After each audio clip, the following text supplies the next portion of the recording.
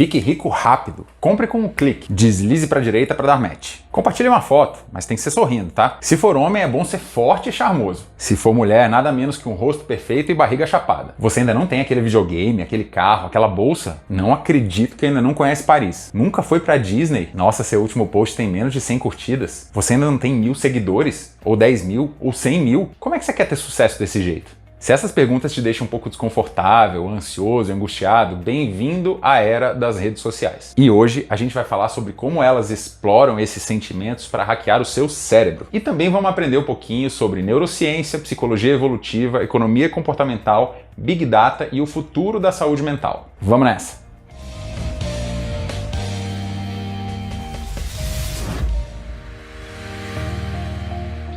Antes de entrar no tema do vídeo, eu tenho duas notícias para você, uma boa e a outra má. A má notícia é que o seu cérebro tá bugado.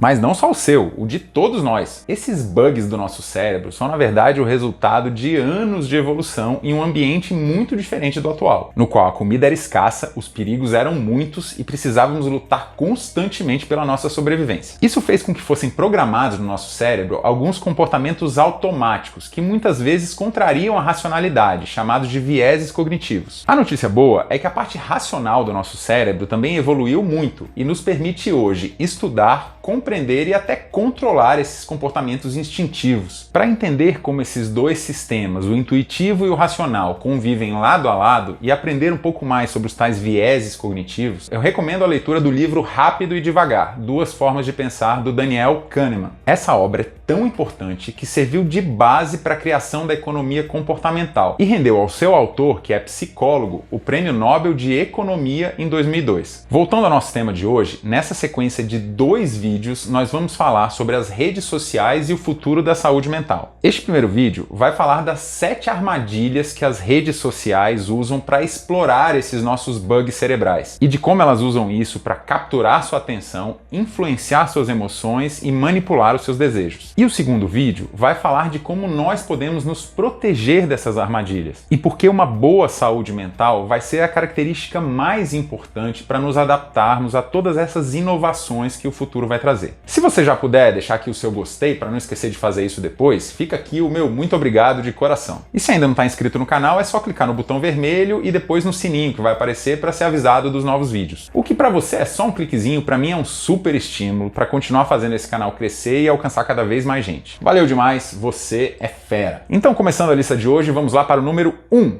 bomba de dopamina.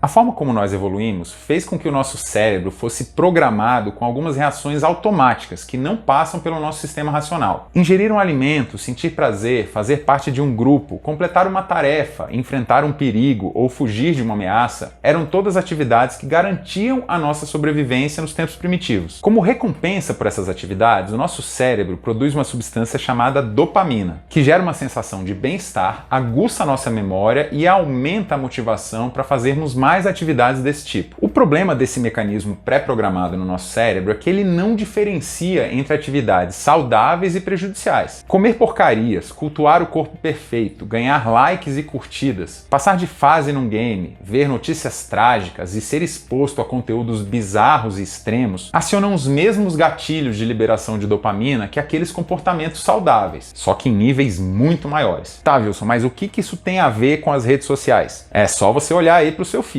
Os algoritmos das redes sociais são programados para prender a sua atenção e por isso dão prioridade a conteúdos com alta liberação de dopamina. E de repente, sem você nem perceber, o seu cérebro passa a considerar essa atividade como essencial para a sua sobrevivência, mesmo que ela não te dê nenhuma recompensa real. Como esses conteúdos são curtos, rápidos, variados e infinitos, alguns minutos numa rede social representam uma verdadeira bomba de dopamina no seu cérebro. Esse excesso gera um verdadeiro bug no nosso sistema, que desenvolve uma tolerância à dopamina e passa a depender de níveis cada vez mais altos dessa substância. Como a gente viu no vídeo sobre comida do futuro, quando falamos dos alimentos ultraprocessados, o excesso de dopamina pode desenvolver um vício tão poderoso quanto o causado pelo álcool, pelo cigarro e pelas drogas. E isso também pode prejudicar a sua capacidade de concentração e te deixar sem motivação para fazer nada. E o pior é que tudo isso acontece sem que você precise fazer nenhum esforço, o que nos leva ao ponto 2, preguiça nossa de cada dia. Nos tempos primitivos, o mecanismo natural de liberação da dopamina recompensava atividades que envolviam esforço, como a busca por alimento, a conquista de um parceiro, a construção das relações de grupo, a realização de um trabalho, a superação de um perigo ou o enfrentamento de um predador. Só que além de estar programado para estimular essas atividades que garantem a nossa sobrevivência, o nosso cérebro também está programado para tentar fazer isso gastando o mínimo de energia possível. E as redes sociais exploram essa característica para nos dar o máximo de estímulo com o mínimo de esforço. Com apenas alguns toques e swipes, é possível curtir, compartilhar, comprar, interagir, jogar e até marcar um encontro com uma pessoa que você nunca viu antes. Tudo isso está criando uma cultura de gratificação instantânea, que desvaloriza o esforço e vê a dificuldade de obter resultados imediatos como fracasso, gerando ansiedade e frustração. E essa frustração é potencializada pela possibilidade que as redes sociais nos dão de comparar a nossa realidade com a realidade de qualquer ser humano do planeta. E isso tem a ver com o número 3, comparando o incomparável.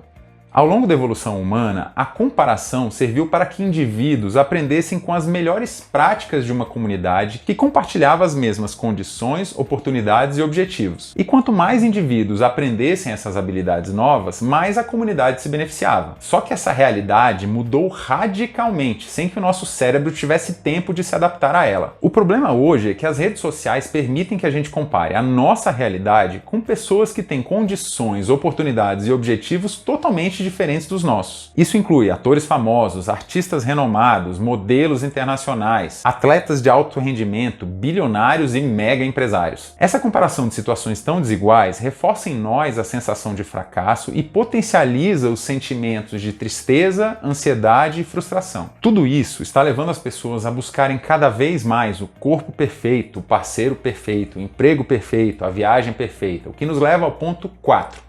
Gran finale versus bastidores. Se já não bastasse o fato das redes sociais permitirem que você compare a sua realidade com aquela das pessoas mais bem-sucedidas do mundo, existe ainda um segundo problema. As redes sociais só mostram os melhores momentos da vida de uma pessoa. Por outro lado, como a gente viu no vídeo sobre a Neuralink, quando olhamos para a nossa própria realidade, o nosso cérebro tem uma tendência de valorizar muito mais aspectos negativos do que os positivos. Ao juntar essas duas tendências cognitivas, de nos comparar sempre com os melhores e de dar mais atenção ao que nos acontece de ruim, nosso cérebro cria uma comparação muito injusta. Isso pode levar as pessoas a achar que sua vida é péssima, que elas só dão azar ou que não tem talento nenhum, o que cria sérios problemas de autoestima. É como se a gente comparasse dois filmes. No filme da nossa vida, olhamos para os bastidores, para a confusão por trás das câmeras e para os eventos que acontecem de forma caótica e muitas vezes não parecem ter sentido algum. E no filme da vida dos outros, vemos só os momentos de glória, as aventuras, conquistas e realizações, esquecendo que por trás desse filme também tem os bastidores. E pior, isso faz com que a gente seja tentado a também editar o filme das nossas vidas nas redes sociais, o que nos leva ao número 5, reconstrução da história.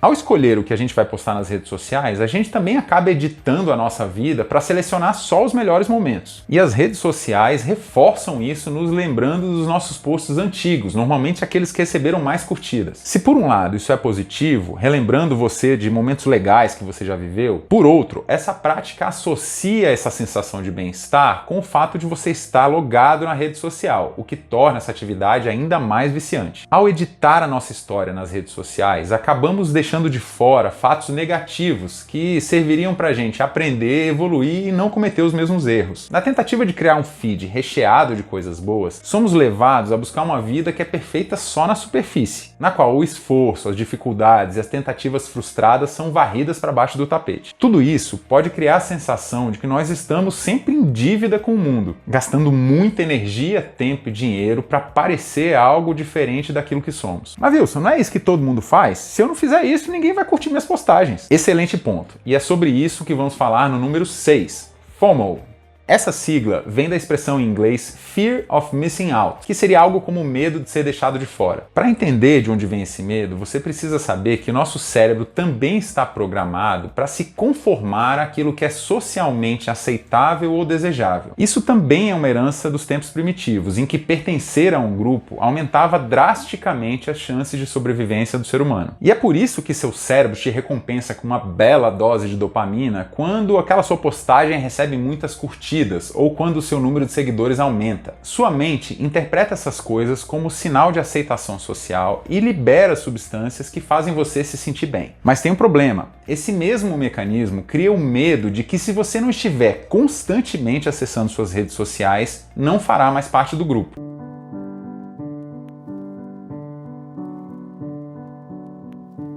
E a modernidade trouxe ainda um segundo problema. As relações que se estabelecem nesse mundo virtual são muito diferentes daquelas que se estabelecem no mundo real. Nelas, as conexões são muito superficiais, muitas vezes até anônimas, e é mais fácil ignorar e até ofender as pessoas. Ao criar conexões fracas, invisíveis e inconsequentes, as redes sociais acabam anulando todos os benefícios de fazer parte de um grupo, como o de ter ajuda dos amigos e suporte emocional nos momentos de dificuldade. E para finalizar a lista de hoje, vamos falar do número 7, algoritmos e Big Data. Além de conhecerem a fundo todos esses bugs do nosso cérebro, as redes sociais contam ainda com um aliado muito poderoso, os algoritmos. Esses programas são capazes de obter uma quantidade absurda de informações sobre nós e extrair delas tudo o que precisam saber para capturar nossa atenção. Essa utilização de algoritmos para obter, tratar e analisar um conjunto de informações que é grande e complexo demais para ser analisado por seres humanos tem até um nome, é chamada de Big Data. Numa rede social, faz parte do Big Data tudo que você compartilha, curte, comenta, quantos segundos você passa em cada post, por quais assuntos você se interessa e até as suas expressões faciais, o movimento dos seus olhos e aquilo que você fala quando está perto do celular ou do computador. Depois de coletar e processar todas essas informações por meio de algoritmos, as redes sociais têm condições de saber exatamente qual o seu estado de espírito e quais as suas necessidades naquele momento. E elas usam isso para te oferecer produtos e serviços que atendam a essas necessidades e te mostrar conteúdos que te mantêm vidrado na tela. Por falar nisso, se você está gostando do vídeo, me ajuda aí a hackear o algoritmo do YouTube detonando o botão do like, porque senão ele não deixa esse conteúdo ser visto por mais pessoas. E como recompensa por ter chegado até aqui, você acaba de ganhar a medalha de honra do time Futuropédia. Para fazer parte oficialmente desse time é bem fácil, é só clicar no botão vermelho e depois no sininho para ser avisado dos novos vídeos. E aproveita também para compartilhar esse vídeo aqui com aquele seu amigo ou amiga que está tendo o cérebro hackeado e nem sabe.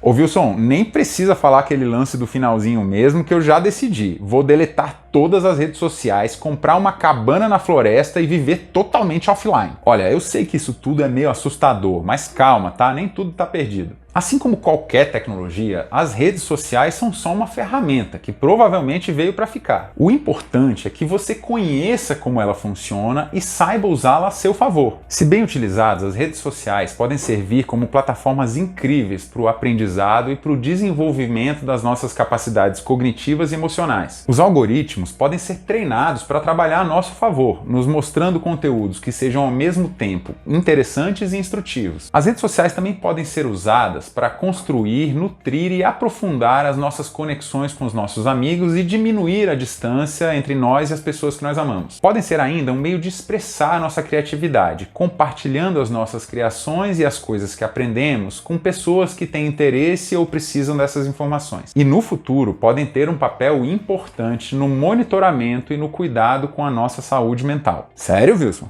Mas como é que eu faço a minha rede social fazer tudo isso? Esse é o assunto para o nosso próximo vídeo. Não perde não, hein, que vai ser irado. Por enquanto eu vou ficando por aqui. Um beijo no coração e até a próxima.